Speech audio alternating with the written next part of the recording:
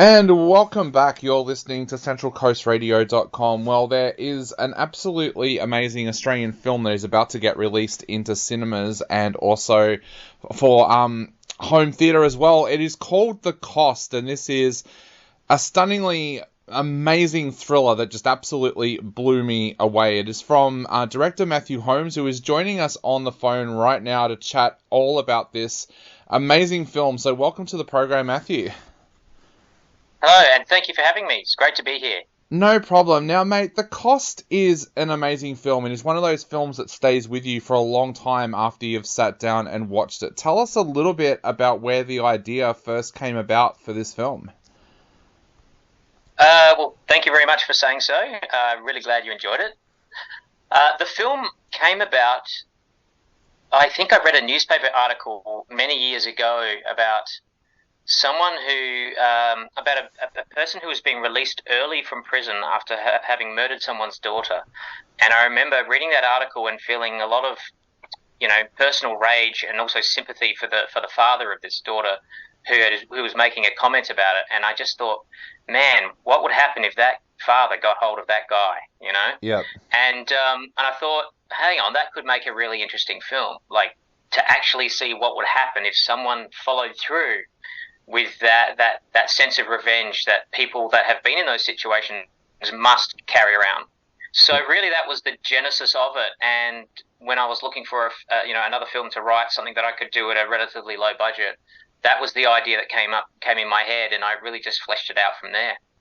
It's something that we hear so much more about these days and then we see it in public forums more and more often. Like just the other day, for example, a guy was caught taking photos of children in a park near our house, and as soon as someone posted about it on Facebook, there were people posting up there saying, man, if I could get hold of that guy, this is what I would do to him. It is something that we see more and more of these days. We do. Yeah, for you when you're working on this film, how did you go about doing more research? Did you talk to people who are family members of people that have been affected by crime, or how did you go about doing more research into this? Well, look, I didn't contact anybody, and I didn't contact any person who'd been affected by murder or anything like that. To be honest, I didn't. I simply wrote from personal, from personal empathy. Just going, how would I feel? Putting myself into that situation, and also listening. Like you said, when we see online, we see people posting their opinions. I sort of drew on all of those opinions that you hear from different people, strangers, friends, family, who all say what they would love to do to someone. And I thought, I'll put that into a bit of a big mixing pot and then sort of put those things in this film. Yeah. So it's sort of like that fantasy that so many people have. I've sort of put it out there on screen and gone, well, this is what it could possibly look like if you actually did what you fantasized about. I've had bad things happen in my life. I've been very angry at people that have hurt me, and I also drew on those feelings that I've had as well of wanting revenge or justice and so on as well. So it was very much, I think it was sort of just pulling on the collective feelings of humanity that we all have. Yep. And that's really where it came from. And what was your writing process like for this film? Was this a script that seemed to come to you quite quickly, or did this one need a little bit more extra work?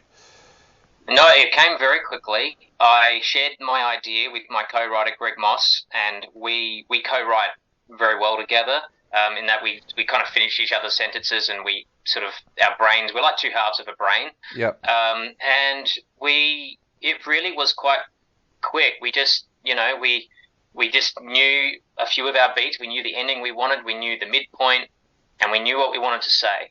And so it was really just a matter of just fleshing it out. And I think we wrote it in a number of weeks to first draft. And the movie really hasn't changed much from that first draft. It's gone through subsequent drafts, of course, and then the actors bring a whole new layer on top as well. But it was actually a very quick a very quick writing process. So it probably only took us a couple of months to get to a place where we were happy to go out and start making it. Yeah. And now, talking about making it, did you have actors in mind when you were writing this, or did you go out there and just audition actors for these roles? Because you've got some amazing actors in this film as well. Yeah, they are. They're fantastic. In fact, Jordan Fraser-Trumbull, who plays David, the lead guy, he just won a Best Actor award in Amsterdam last night for his role. Oh, wow. Which is really great at the Septimus Awards, which is fantastic. I actually wrote the characters of David and Aaron for Jordan Fraser-Trumbull and Damon Hunter. I knew that they were terrific actors, and so I kind of wrote with them in mind. I didn't tell them that I was doing it, but when I finished the script, I took it straight to them, and they, of course, both jumped on board. The only actor that I had to audition and search around was actually Kevin D. Yeah. I didn't know him before the film. I did have two other actors that I went to first, but they both turned the role down because they didn't really want to go through what that character goes through in the movie. Yeah. And so, but Kevin jumped straight on and gave us such a fantastic audition, and really that's how I found him. The rest of the roles were all actors that I've worked with before, or people that I was aware of that I wanted to work with, and I just individually went out to each of them and just asked them to be in the movie, and they all agreed to be involved. Yeah, now, you mentioned what the character of Troy goes through, which means that is what Kevin D has to go through as well when you're filming. What were those scenes like? I don't want to go into spoiler territory, but there's some pretty confronting and full-on scenes. What was that like as a director, directing those scenes and working with your cast through them scenes? Look, it's probably some of the most challenging directing work that I've ever done. Absolutely. It's a whole new, different set of, skills and new muscles that I was flexing. But one that I really, really enjoyed. I gave the actors a lot of leeway with this film to really work the script to fit their character, and they had a lot of input on the screenplay, all three of them. It was an extremely collaborative effort. We would discuss and debate and rehearse and practice these scenes very heavily before we went and shot them. And then when we shot them, we did them in very, very long takes, and then cut the movie together according from that. So there wasn't a lot of stopping and starting once we were rolling. So I really allowed the characters to get into the scene, but it was a bit icky at times, and I wouldn't say it was stressful because we were all safe and we were all supporting each other. But you did at times feel like you were making a bit of a nasty film, and then it did leave a bit of a sour taste in the mouth. And I know it really pushed the actors to their limits, both physically and emotionally. But they were also into their roles, and they so believed in the film that they were doing it with pleasure. They were 100% there.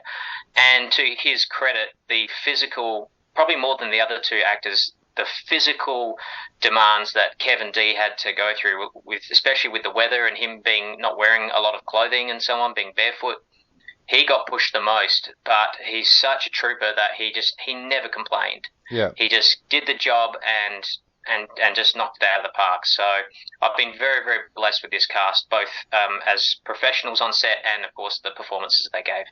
A lot of young filmmakers listen to this show, and I guess it's a good time to ask the question, as a director, how do you make sure that your cast are physically and mentally okay with what's happening with scenes like that? And how do you go about making things a little bit easier for them? Like, do you try to make jokes on set? Do you try to nurture them a little bit through scenes like that? What is there a secret there that you could pass on to young filmmakers that might be heading into genre filmmaking with scenes like this?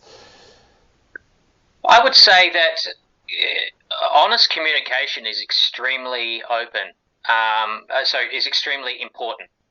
So open communication. From the very beginning, I said to these three actors, I told them, this film relies on your performances. It's not going to rely on my direction. You're going to carry this film. It lives and dies on you. So I gave the responsibility to the actors.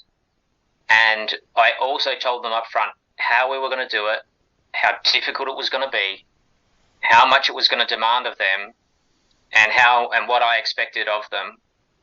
and then gave them the choice to decide whether or not that was what they wanted to do. Yep. So there was no surprises going in. It wasn't when we started filming, they were like, oh man, if I'd known this, I wouldn't have agreed to it. They were given every option to leave, knowing full well how hard it was going to be. Yep. So by the time we got there and they were going through the paces, it was not a matter of them complaining about it. They knew this is what they had signed up for. Yep. And I think that's important, being really honest. And secondly, when you're actually there, is just be very understanding of what the actor needs and what they're going through. Allow them space. Don't push them. Don't over demand, and give them a lot of ownership of and guiding of the scene themselves. And I think for me that's one of the big things with this. It was with the cost compared to other films that I've made. When I'm the director, I'm the guy calling the shots. I'm leading the charge. But on this one, I gave the actors a lot, and I let them work it the way they wanted to work, and I did it at their pace. And because they had such ownership of it, then it feels more theirs. It's not like I'm telling them to do something they don't want to do. They've got ownership. Yep. So I think that's a good way to go when dealing with this. And of course, safety is, the next big thing. Just make sure everybody's safe. We always had a nurse on set. We always had water. We always had first aid. Fortunately nothing bad happened to anybody, but it's just safety first. On a film, it's, always look after your people, then look after your data. So yeah, they're the two rules. Yeah, as someone who broke ribs while doing a student film at film school, I can definitely back you up on that last one. Safety is paramount. Yeah. So it is paramount. And look, you'll always have accidents. You'll always get some bruised ribs, and you'll always get a cut finger, and you'll always, these things happen. When we had mishaps all the time, but it's the big accidents that you're looking out for, and that's just about being professional and prepared. Yeah, Matthew, I remember talking to you just before the premiere of Ben Hall at Monsterfest a few years ago. I was there on that night. I remember chatting to you, and you were pretty nervous on that night. How do you feel about the cost getting released out to a wider audience? Are you feeling good, or are you feeling nervous about this one as well? Look, I'm not actually feeling nervous. I'm actually excited to get it out to people. Yeah. I remember being nervous with The Legend of Ben Hall because while as proud as I am of that film, I knew it wasn't quite the film. There were still things about it that, I wish I could go back and fix. There were things about it that I knew weren't 100%. And, it was a film that I sort of had to let go of and release it because I had no more time and money to keep working on it. You know what I mean? Yeah, yeah. But with the cost feels like the first time I've made a film where it's exactly the film I intended to make, and I worked it until I felt I got it right. And I was very, very nervous when I first finished the film because I had no idea what I had. I didn't know if anybody was going to respond to a film like this. I had no idea. All I knew is that it was the kind of film I had set out to make, and I was proud of it. Yeah. But very quickly, within our first few screenings, the feedback from audiences and critics has been so overwhelmingly good. We all kind of went, "Oh, phew, it's working." Yeah. What we set out to do, what we're doing, it's working. Okay, people are getting it. And now that I'm confident that it worked as a film, I'm now just excited about getting it out there. So no, I don't have the nerves and jitters on this one.